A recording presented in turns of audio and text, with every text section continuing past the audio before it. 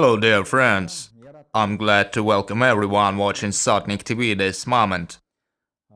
We're streaming live, it's January 18th, 2020, 8:01 p.m. Moscow time. A lot has happened this week. Following the address by Putin, I analyzed that on Wednesday, January 15th. I'm calling that bald genius heaven incarnate from now on. That's who he is now. Later, my opinion was supported by many commentators that agreed on it being some creeping constitutional takeover. The country is being turned into a cave. It's being dragged into some grim past, into some prehistorical olden days of some Stone Age. They throw that motherhood welfare as some charity, offering free lunches for the school kids up to the 4th grade only. And that's it. No money to feed children after their 4th grade. The great country is out of funds. They encourage you to give birth to slaves and cannon fodder to fight some enemies. And those enemies are quite known. That same old heaven incarnate will spawn those for you. That bald warrior who didn't play enough toy soldiers and stinky games. As Stinky was his name from the early years, he was also named Roach. That led to complex mental pain in the very childhood. He is now getting rid of that pain, endlessly humiliating the rest of the country, including his subordinates, of course. So the population has been ordered to enjoy the process of diving into the cave reality and surviving there. I've read a question on Twitter from some Max Kovalenko. Here's how it sounds. Compatriots, do you really think that even though the constitution is not perfect, that should be changed by the gang that has already wiped with that? Well, let me ask the smart guy the following. They have been torturing me with that question during the past years. So what should we do, Max Kovalenko? What are the expectations in Russia and what was all that about? What age is coming nowadays? I've asked that from our experts, and let us begin with introducing the opinion by Alina Vituhnovskaya, who, if not a writer sensing the age so well, has a right to describe that age. Let's listen to her opinion. What has happened was not that dramatically awful as all that had already happened during the last 20 years. As far as I can interpret the technological or some legal language, we've got the desired power transit that was discussed by those system liberals for so long. I'm being a little sarcastic, of course, but it looks like there won't be no other transit over here. Here's what has happened: the conservative revenge has been sustained and the power has been hijacked by Putin and his people. Other more delicate and vague treatments are possible, but still I take those for some intellectual games. The majority of analysts and politics hope in vain. As any legal approach to this situation with no source or possibility means legal schemes comfortable for the authorities, but not for the citizen.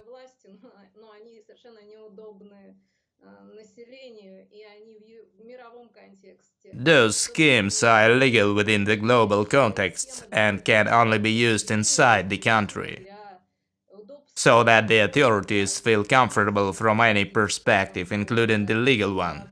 Putin is nothing but a district notary, applying his lawless skills.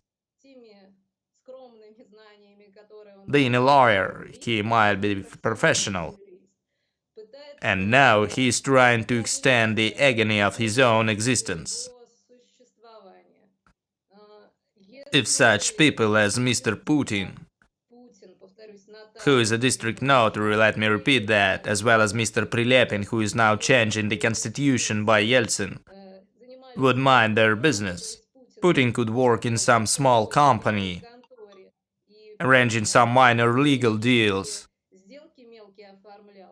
And Prilepin could bury himself into libraries, studying Soviet books that are no longer interesting to anyone, while Mr. Mishustin could keep composing those songs for lips, entertaining people on a beach. I guess the country would be just fine. But when such people, or should we say germs, come to power and start making laws, drama happens, and we're all inside that drama. That was the opinion by Alina Vituhnovskaya, a writer and a politician as she sees herself. And here's the opinion by the person who has already suffered from that regime and spent several years in prison being falsely accused. He was set free. I must say that those Kremlin fascists like to give names. They named him Nazi. But nobody is perfect. He used to salute Nazi as a youth. But he doesn't do that for a long time now. And let me confess that I have not met a nationalist more sane than him.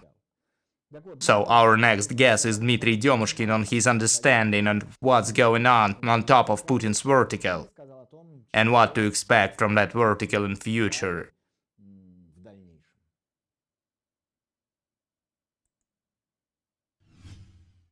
There's a group of people, really small one, that has hijacked and usurped the entire power in Russian Federation.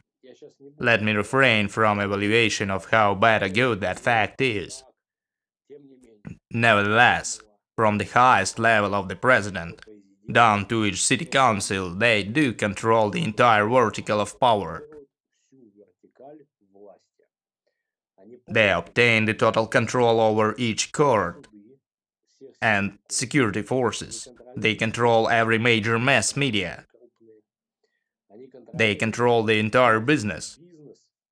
By that I mean not some trades and stores, even though those are much influenced as well. I'm talking about the companies busy with major resource transfer to the West. In fact, that makes over 80% of our budget. All that is brought by the state corporations. So those people obtained absolute power over Russia during the past 20 years. No matter what they do today, the purpose is the same. They avoid losing that control and that power. For those people, losing the power would mean, at least, losing the freedom and billion assets. When you shout out for freedom, you need to know that, in fact, you're calling for a trial over them. That's how they feel. I'm not using no loud words that could be used in such situation. So let me just say trial. So never mind what those people are busy with now. Would that be any reforms or the state parliament or some state council or security council or some changes? You know, a thimble rigger may sit in an underpass moving thimble back and forth. Can you watch those? You sure can. And that is the catch. You will watch, get involved, evaluate and start giving your comments on how good or bad the situation is. Whether it's something positive or not, yet the purpose is the same, to keep the power in full. No matter what they reshape and no matter what they move, the purpose remains the same. They avoid losing the power. They're keeping all the levels of influence, from the very top down to the very bottom. They're keeping control over mass media and security forces, as well as the business assets and so on. That's what they'll be up to. So all that attention to some ministers switching along with all those versions and comments make me sick.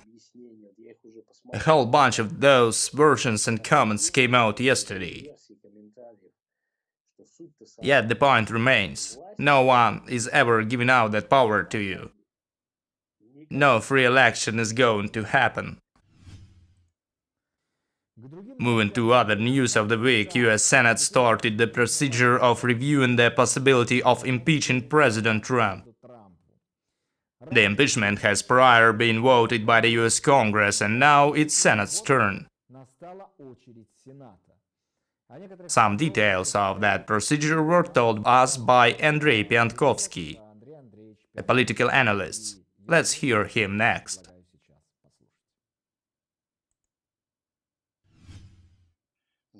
All the senators adopted a solemn promise yesterday, led by the US Supreme Court chairman according to the Constitution.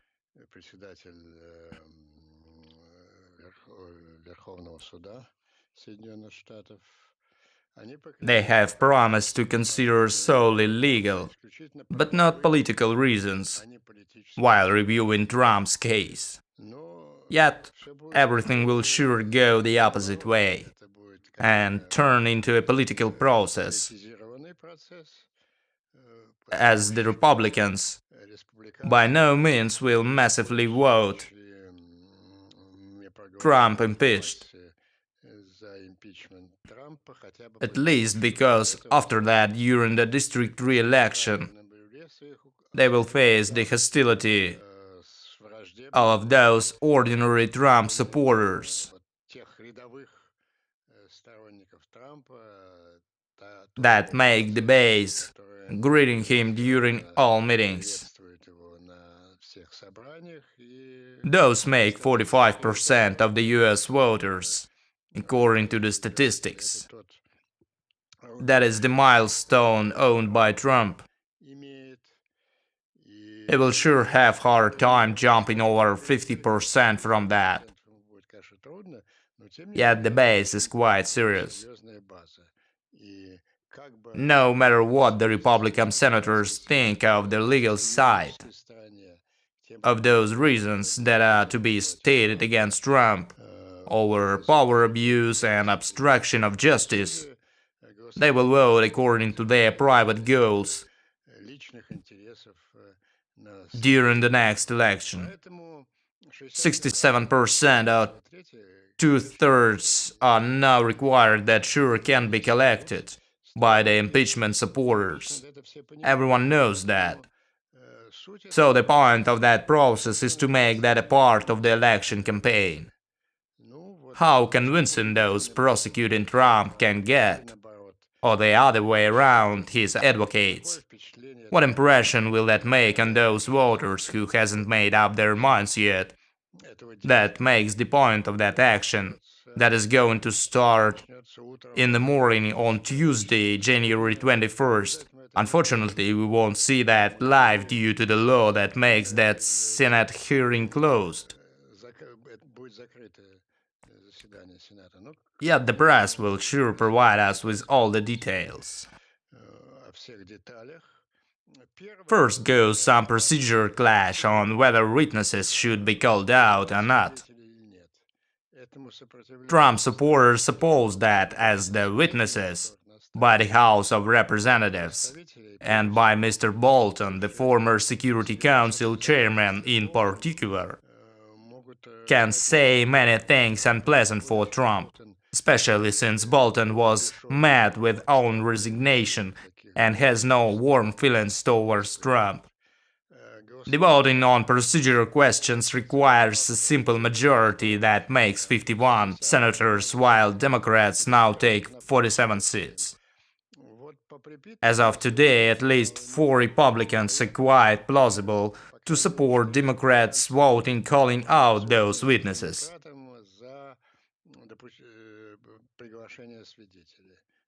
That will sure spice things up, adding drama to that process. But as I have already mentioned, that is still nothing more of an element of the election campaign. Be sure to watch Sotnik-TV. Meet you at our channel.